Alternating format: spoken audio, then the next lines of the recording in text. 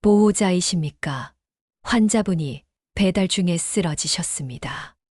새벽 4시에 걸려온 전화였습니다. 나는 급하게 옷을 걸치고 택시를 잡아탔어요.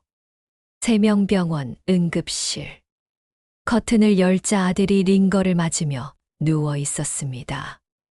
얼굴은 창백하고 손은 얼음장처럼 차갑고 입술은 파랗게 질려 있었어요. 의사 선생님이 심각한 표정으로 다가왔습니다. 보호자이십니까? 네, 저 어머니입니다. 환자분 상태가 매우 안 좋습니다. 극심한 수면 부족과 과로입니다. 스트레스 수치도 최고치고요. 이러다 심장에 무리가 오면 정말 위험합니다. 과로사라는 게 농담이 아닙니다. 과로사. 그 말을 듣는 순간 머릿속이 하얘졌어요. 아들아, 괜찮아? 엄마, 죄송해요. 걱정 끼쳐드려서. 아들은 눈물을 글썽였습니다. 38살 남자가, 가장이, 2가게를 운영하는 사장이 엄마 앞에서 눈물을 보이는 거예요. 대체 이 아이가 얼마나 힘들었으면. 그때 병실 문이 열렸습니다. 며느리가 들어왔어요. 전화하고 나서 1시간이나 지났는데 이제야 왔습니다. 오빠, 괜찮아? 며느리는 아들에게 다가가서 물었습니다. 의사 선생님이 뭐래? 괜찮대. 링거 맞고 쉬면 된대. 그런데 다음 말이 믿기지 않았어요. 그럼 다행이다. 근데 오빠, 이번 달 차 할부금 50만 원은 어떻게 내? 오빠가 배달 못 뛰면. 남편이 응급실에 누워 있는데. 의사가 과로사 직전이라고 했는데. 며느리 입에서 나온 말은 차 할부금이었습니다. 나는 며느리를 똑바로 쳐다봤어요. 며느리는 내 시선을 피하며 핸드폰을 만지작거렸습니다. 그 순간 나는 결심했어요. 더 이상은 안 돼. 내가 나서야겠어. 이 이야기는 여기서부터 시작됩니다.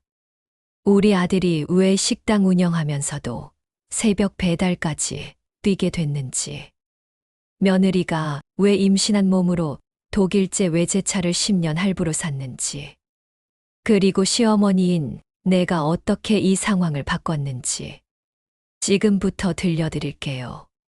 우리 아들은 5년 전에 결혼했습니다. 며느리와 함께 작은 식당을 시작했어요. 며느리도 결혼 2년 차에 동네에 작은 카페를 열었고요. 처음 2년은 괜찮았습니다. 2가게 모두 손님이 제법 있었고 아들 부부는 열심히 일했어요. 하지만 3년 전부터 상황이 안 좋아졌습니다. 경기가 나빠지면서 손님이 확 줄었거든요. 식당은 점심 장사만 겨우 되고 카페는 하루 종일 손님이 서너 명밖에 안 왔어요. 직원 월급 주기도 빠듯했습니다. 어느 날 아들이 말했어요. 엄마, 저 새벽 배달 좀 해보려고요. 새벽 배달. 그럼 너 몇 시에 자는데? 괜찮아요. 새벽 3시 반에 나가서 7시까지만 하고 그 다음에 식당 준비하면 돼요. 아들아, 그럼 너 하루에 몇 시간이나 자는데? 34시간이요. 괜찮아요, 엄마. 젊을 때 이렇게라도 벌어놔야죠. 나는 가슴이 답답했습니다. 며느리는 뭐 하고 있는데? 며느리 카페는 손님이 없으니 사실상 쉬는 거나 마찬가지였어요. 오전 10시에 문 열어서 오후 5시에 닫는데 그마저도 손님이 없으면 일찍 닫았습니다. 며느리는 카페 접고 아르바이트라도 하면 안 되겠니? 엄마, 아내가 카페를 너무 좋아해요. 그리고 곧 임신할 수도 있으니까요. 아들은 며느리를 감쌌습니다. 그렇게 1년이 지났어요. 아들은 하루에 3시간씩 자면서 식당과 배달을 뛰었습니다. 얼굴은 점점 야위었고 다크서클이 깊어졌고 손발이 자주 떨렸어요. 그러던 어느 날이었습니다. 며느리가 임신했다는 소식이 들렸어요. 어머님, 저희 내년 봄에 아기가 태어나요. 며느리는 환하게 웃었습니다. 나도 기뻤어요. 이제 며느리도 정신 차리겠지. 엄마가 되면 달라지겠지. 하지만 내 기대는 보기 좋게 빗나갔습니다. 며느리가 임신한 지 3개월쯤 됐을 때였어요. 어느 날 저녁 아들 집에 반찬을 가져다 주려고 갔습니다. 집 앞에 낯선 차가 서 있었어요. 검은색 외제차. 번호판을 보니 새 차였습니다. 누구 차지? 현관문을 열고 들어가자 며느리가 소파에 앉아 있었어요. 어머님, 오셨어요? 응. 반찬 좀 가져왔어. 그런데 밖에 있는 차는 누구 거야? 며느리는 환하게 웃었습니다. 저희 차요. 어제 뽑았어요. 뭐, 새 차요. 독일제. 예쁘죠? 나는 현관으로 다시 나가서 차를 봤어요. 분명 고급 외제차였습니다. 5천만 원은 좋게 넘어 보였어요. 얘야, 이거 얼마짜리야? 5,500만 원이요. 근데 10년 할부로 끊어서 한 달에 50만 원만 내면 돼요. 한 달에 50만 원. 10년이면 120개월. 얘야, 그런데 너희 지금 형편이 어려운데. 어머님, 저도 알아요. 근데 전에 타던 차가 진짜 너무 낡아서요. 고장도 자주 나고, 애기 태어나면 위험할 것 같아서 바꿨어요. 그래도 이렇게 비싼 차를. 며느리는 표정이 굳었습니다. 어머님은 모르실 거예요. 요즘 엄마들이 어떤 차 타는지. 제가 학원 앞에 가면 다들 이런 차 타고 와요. 우리 애만 초라하게 키울 수는 없잖아요. 얘야, 그래도 지금은 아직 뱃속에. 내일에 제가 다 갚을 거예요. 10년 있으면 다 갚을 수 있어요. 내일에 제가 다 갚는다고요? 지금 남편은 하루에 3시간씩 자면서 일하는데 나는 더 이상 말을 잇지 못했습니다. 그날 저녁 아들이 돌아왔어요. 아들아, 차 산 거 알고 있었어. 아들은 고개를 끄덕였습니다. 네, 엄마. 너 동의했어.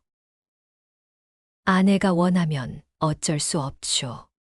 아들아, 너 지금 새벽 배달까지 뛰는데 한 달에 50만 원씩 차 할부금 내면 어떻게 사는데? 엄마, 괜찮아요. 제가 조금만 더 일하면 돼요.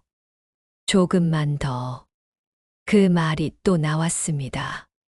그리고 엄마 3년 전에 제 이름으로 산 차도 있고 집 대출도 아직 다 못 갚았어요. 솔직히 버거워요. 근데 아내가 임신했는데 제가 뭐라고 할 수가 없었어요. 아들 목소리가 떨렸습니다. 나는 그날부터 결심했어요. 며느리의 카드 사용, 내역을 확인하기로요.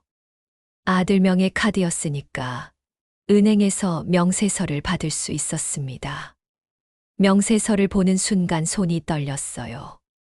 한 달에 평균 420만 원씩 쓰고 있었습니다.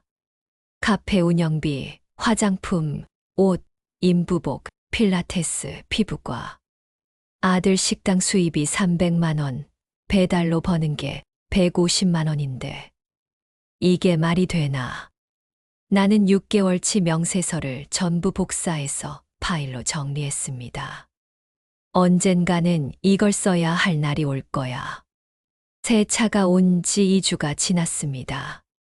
며느리는 매일 SNS에 차 사진을 올렸어요.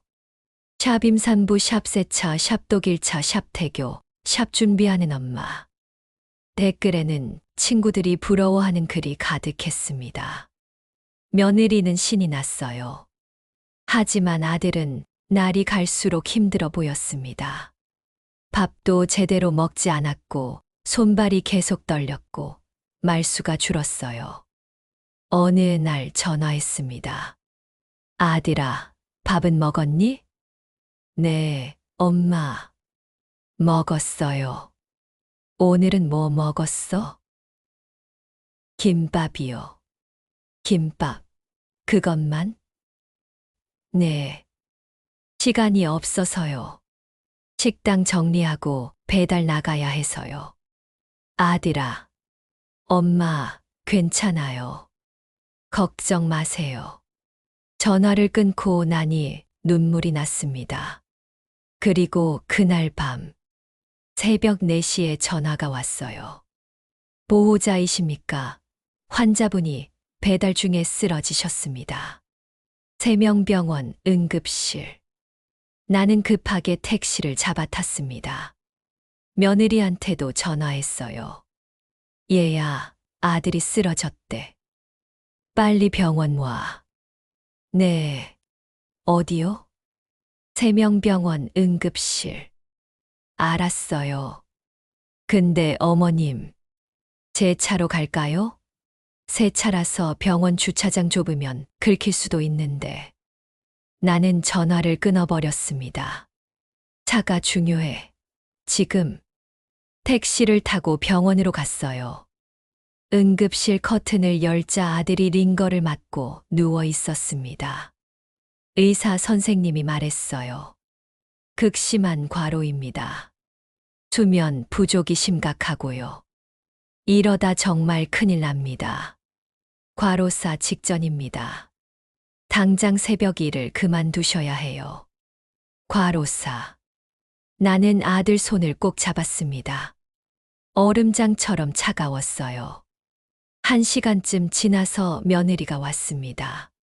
그리고 아까 그 말을 했죠. 오빠, 괜찮아.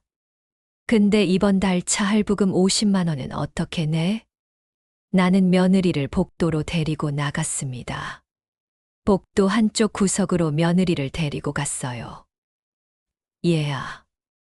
네, 어머님? 나는 핸드백에서 서류 봉투를 꺼냈습니다. 두툼한 A사 용지 뭉치가 들어 있었어요. 이게 뭔지 알아? 며느리는 봉투를 보면서 어리둥절한 표정이었습니다. 그게 뭔데요? 내가 지난 6개월간 쓴 카드 명세서야. 내가 은행에서 다 받아놨어. 며느리의 얼굴이 하얘졌습니다. 어떻게? 나는 명세서를 한 장씩 넘기면서 읽었어요. 백화점 화장품 월 40만 원. 인부복 80만 원. 필라테스 회원권 150만 원. 피부과 시술 120만 원. 카페 인테리어 200만 원. 명품 인부용 가방 250만 원. 그리고 이 차. 며느리는 입술을 떨었어요. 총 얼마인지 알아? 6개월간 내가 쓴 돈이 2,520만 원이야. 한 달 평균 420만 원. 어머님, 우리 아들 식당에서 버는 돈이 한 달에 300만 원이야. 새벽 배달 뛰어서 버는 돈이 150만 원. 합쳐서 450만 원. 그럼 생활비는 어떻게 나온 거야? 며느리는 대답하지 못했습니다. 내가 몰래 넣어준 돈이야. 내 연금에서 한 달에 50만 원씩. 1년 반 동안 900만 원을 넣어줬어. 그것도 모자라서 내 친정 부모님이 보태주신 거 나 다 알아. 며느리는 고개를 숙였어요. 그런데 너는 그 돈으로 뭘 했어? 명품 가방 사고, 피부과 다니고, 차 샀지. 남편은 하루에 3시간씩 자면서 새벽에 오토바이 타고 나갔는데. 어머님, 저도 애기 때문에 애기한테 명품 가방이 필요해. 피부과 시술이 필요해. 독일제 차가 필요해. 며느리는 눈물을 글썽였습니다. 어머님, 제 입장도 좀 생각해 주세요. 제 친구들은 다들, 친구들, 지금 내 남편이 죽을 뻔했는데 친구들 얘기가 나와? 나는 목소리를 낮췄습니다. 지금부터 두 가지 선택지를 줄게. 잘 들어. 며느리는 떨리는 눈으로 나를 봤어요. 첫 번째, 지금 당장 저 차 계약 해지해. 그리고 앞으로 6개월 동안 내 모든 지출은 내가 관리할 거야. 카드도 내가 보관하고 생활비는 내가 일주일마다 줄게. 며느리가 입을 열려고 했지만 나는 손을 들어 막았습니다. 두 번째, 이 명세서 들고 아들한테 가서 전부 보여줘. 그리고 우리 가족 단톡방에도 올릴 거야. 시댁 식구들, 내 친정 식구들한테도 다. 며느리가 6개월간 어떻게 돈을 썼는지 전부 공개할 거야. 며느리는 눈물을 흘렸습니다. 어머님, 이건 너무하시는 거 아니에요? 너무한 건 너야. 나는 핸드폰을 꺼내 타이머를 켰습니다. 30초 안에 선택해. 하나, 둘, 셋. 어머님, 제발. 넷, 다섯, 여섯, 일곱, 여덟. 며느리는 떨리는 목소리로 말했어요. 열하나. 알겠어요. 며느리는 고개를 숙였습니다. 자, 해지할게요. 그것만으로는 안 돼. 나는 며느리에게 한 걸음 더 다가갔습니다. 지금 당장 딜러한테 전화해. 내일 오전까지 해지 처리하라고. 며느리는 떨리는 손으로 핸드폰을 꺼냈어요. 딜러에게 전화를 걸었습니다. 저기요. 차 해지하고 싶은데요. 네. 내일 오전에 처리해 주세요. 그리고 카드. 지금 지갑에서 꺼내. 며느리는 지갑을 열었어요. 카드 3개가 들어 있었습니다. 다 내놔. 며느리는 카드를 내 손에 쥐어줬어요. 앞으로 6개월 동안 생활비는 내가 일주일에 15만 원씩만 줄게. 그 돈으로 장 보고 생활해. 그리고 내가 쓴 돈 2,520만 원 다 갚을 거야. 알겠어? 며느리는 고개를 끄덕였습니다. 그리고 카페. 당장 정리해. 손님도 안 오는 카페 유지하면서 월세 내는 게 말이 되니 그 돈으로 아들 배달 그만두게 해. 네.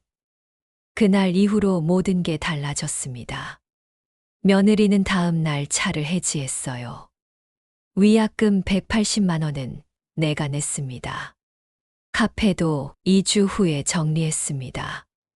아들은 새벽 배달을 그만뒀어요. 엄마, 정말 괜찮아요. 제가 더 일할게요. 아니야. 너는 이제 식당만 해. 저녁에 집에 일찍 들어가서 아내 좀 챙겨줘. 곧 출산인데 6개월이 지났습니다. 며느리는 출산했어요. 건강한 딸이었습니다. 나는 산후조리원비 300만 원을 냈습니다. 며느리는 고맙다고 했지만 표정은 밝지 않았어요. 산후조리 끝나고 집에 돌아온 며느리는 매일 한숨을 쉬었습니다. 아기 돌보는 것도 힘들어했고 예전에 타던 낡은 차를 볼 때마다 표정이 굳었어요. 어느 날 며느리가 통장을 보고 있었습니다. 내가 매주 주는 15만 원씩 모은 돈이었어요. 어머님, 이제 6개월 됐는데 언제까지 일해야 해요? 내가 쓴 돈 다 갚을 때까지. 2,520만 원에서 차 위약금 180만 원 내가 냈으니까 2,700만 원. 아직 2,700만 원 남았어. 2,700만 원. 며느리는 한숨을 쉬었어요. 착해진 게 아니었습니다. 그냥 어쩔 수 없으니까 참고 있는 거였어요. 며느리는 여전히 SNS를 봤습니다. 친구들이 올린 외제차 사진, 명품 가방 사진, 여행 사진. 며느리 표정은 점점 굳어갔어요. 다들 좋겠네. 속마음이 그대로 드러났습니다. 어느 날 아들이 말했어요. 엄마, 아내가 요즘 우울증 같아요. 산후 우울증인가? 우울증이 아니야. 그냥 원하는 대로 안 되니까 불만인 거지. 엄마, 아들아, 내 아내는 변하지 않았어. 그냥 지금은 어쩔 수 없으니까 참고 있는 거야. 하지만 그래도 내가 죽을 뻔한 것보다는 낫잖니? 아들은 아무 말도 하지 못했습니다. 며느리는 변하지 않았어요. 여전히 다른 사람들과 비교했고, 여전히 체면을 중요하게 생각했고, 여전히 불만이 가득했어요. 하지만 지금은 행동으로 옮기지 못할 뿐이었습니다. 며느리는 평생 변하지 않을 겁니다. 나는 그걸 알아요. 2,700만 원 다 갚고 나면, 시간이 더 지나면, 내가 늙어서 힘이 없어지면 며느리는 다시 예전으로 돌아가려고 할 거예요. 다시 외제차를 사려고 할 거고, 명품 가방을 사려고 할 거고, 남편한테 돈을 요구할 거예요. 하지만 그때 가서도 내가 막을 겁니다. 내가 살아있는 한은요. 어느 날 저녁 아들 집에 갔습니다. 며느리는 아기를 안고 창밖을 보고 있었어요. 밖에는 이웃집 외제차가 서 있었습니다. 며느리 눈빛이 그 차를 따라갔어요. 나는 알아요. 며느리가 지금 무슨 생각을 하는지. 나도 저런 차 타고 싶다. 왜 나만 이렇게 살아야 해? 하지만 며느리는 아무 말도 하지 않았습니다. 그냥 한숨만 쉬었어요. 아들이 퇴근해서 돌아왔습니다. 예전보다 일찍 들어왔어요. 저녁 7시. 저 왔어요. 밥 먹어. 며느리가 밥상을 차렸습니다. 말없이, 표정 없이, 그냥 기계적으로. 아들은 며느리를 보면서 미안한 표정을 지었어요. 여보, 고생 많아. 응. 며느리는 대답만 하고 자기 방으로 들어가 버렸습니다. 나는 아들과 함께 밥을 먹었어요. 아들아, 내 아내 괜찮겠어? 엄마, 잘 모르겠어요. 요즘 말도 별로 없고 표정도 안 좋고. 그래도 너는 건강해졌잖니? 네. 새벽 배달 안 뛰니까 몸이 확실히 나아진 것 같아요. 그럼 됐다. 아들은 밥을 먹다가 말했어요. 엄마, 그런데 아내가 불쌍하기도 해요. 친구들은 다들 좋은 차 타고, 좋은 옷 입고, 좋은 데 가는데 아내만 혼자. 아들아, 나는 숟가락을 내려놨습니다. 내 아내는 불쌍한 게 아니야. 내가 불쌍한 거지. 하루에 3시간씩 자면서 일했잖니. 그게 불쌍한 거야. 엄마, 아들아, 사람은 자기가 원하는 대로 다 살 수는 없어. 특히 남을 힘들게 하면서까지 자기 욕심을 채우는 건 안 되는 거야. 아들은 고개를 끄덕였습니다. 집으로 돌아오는 길에 생각했어요. 이게 해피엔딩일까? 잘 모르겠습니다. 며느리는 변하지 않았고, 아들은 여전히 아내 눈치를 보고, 나는 여전히 감시해야 하고. 완벽한 가정은 아니에요. 행복한 가정도 아니고요. 하지만 적어도 아들은 살아 있습니다.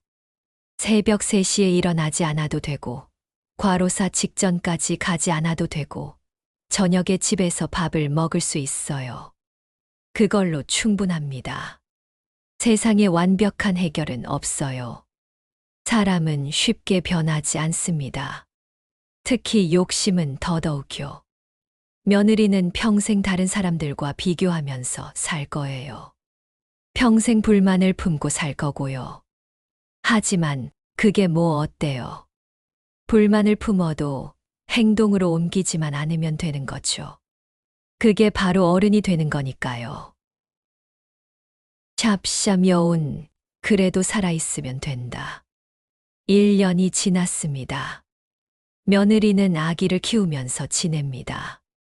여전히 불만이 가득하지만 일주일에 15만 원으로 살림을 꾸려가요. 아들은 식당에만 집중합니다. 손님이 조금씩 늘고 있어요. 저녁에는 일찍 집에 들어가서 아기를 돌봅니다. 나는 가끔 아들 집에 가서 반찬을 해줍니다. 며느리는 나를 볼 때마다 표정이 복잡해요. 고맙기도 하고 원망스럽기도 하고 미안하기도 한 표정. 어느 날 며느리가 말했어요. 어머님, 저 언제쯤 카드 돌려받을 수 있어요? 2,700만 원 다 갚으면. 그게 언제인데요? 내가 아르바이트라도 해서 갚으면 빨리 끝나겠지. 며느리는 입을 다물었습니다. 그리고 며칠 후 며느리가 말했어요. 어머님, 저 동네 마트에서 아르바이트 시작했어요. 그래. 잘했네. 며느리는 매일 아기 재우고 나서 마트에 갔습니다. 저녁 8시부터 11시까지. 한 달에 80만 원을 벌었어요. 어머님, 이거 드릴게요. 며느리는 봉투를 내밀었습니다. 80만 원이 들어 있었어요. 이걸로 제가 쓴 돈 갚을게요. 그래. 나는 돈을 받았습니다. 며느리는 여전히 표정이 밝지 않았어요. 하지만 일은 했습니다. 돈을 벌었습니다. 빚을 갚았습니다. 그걸로 충분해요. 완벽하게 착해지지 않아도 괜찮습니다. 그냥 행동으로 옮기지 않으면 되니까요. 여러분 가정은 어떠신가요? 혹시 완벽한 해피엔딩을 기대하고 계신가요? 세상에 완벽한 가정은 없습니다. 누군가는 참고, 누군가는 포기하고, 누군가는 감시하면서 살아가는 거예요. 중요한 건 그 와중에 누구 하나 죽지 않는 거죠. 체면보다 목숨이 중요하고, 명품백보다 가족이 중요하고, 외제차보다 남편 건강이 중요하다는 걸. 며느리는 아직 모릅니다. 평생 모를 수도 있어요. 하지만 괜찮아요. 내가 대신 알고 있으니까요. 그리고 내가 살아있는 한 우리 아들은 지켜줄 거니까요. 댓글로 여러분의 가정 이야기를 들려주세요. 완벽하지 않아도 괜찮습니다. 그냥 살아있으면 되니까요.